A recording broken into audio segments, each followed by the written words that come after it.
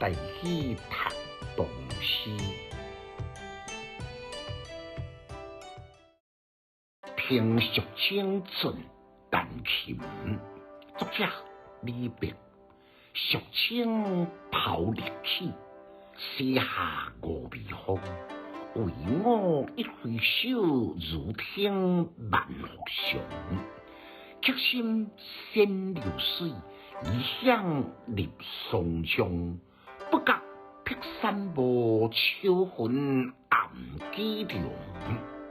简介：李白呢，伊是啉闽江的水大汉的，所以对蜀川的一点一度呢，寄情深深。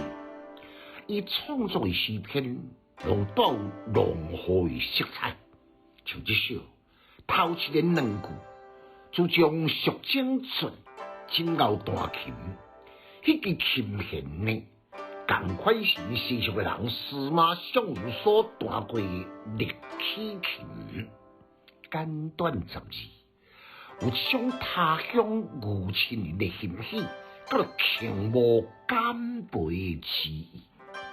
为我一回首，如听万福祥。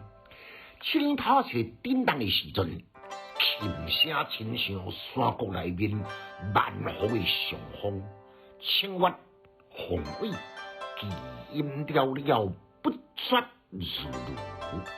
这曲亲像高山流水，确实会当来洗涤出外人游子飘飘不定的心，这又或是历史通文中的典故，含蓄不再自然，亲像顺水推舟的流淌，用典情味令人拍手称赞。琴音异响，高合遥远寺庙传来清声，哇！此曲天上有，人间几回闻。不觉碧山暮，秋魂暗几凉。琴音亲像天籁之声，引人入心。当迄曲来奏完，琴音的停止时阵，才发觉哇，这暗落，树叶青山已经浓到无色。灰暗的秋云叮叮塔塔布满天空，听琴的时间过得特别的紧，互人有一种意兴未尽、流连忘返的感觉。规首呢，拢无五律对中的规矩，这个李白笼统不羁埋首说法的提升有连带关系。也毋过呢，伊的立意、故事、用典、用故，加上经过深思熟虑，伊我就清清彩彩脱口而出，清新明快。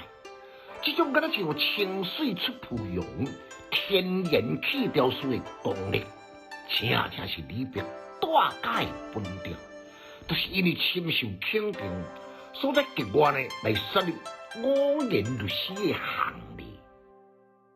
读诗的囡仔袂学歹，有气质，还有文采。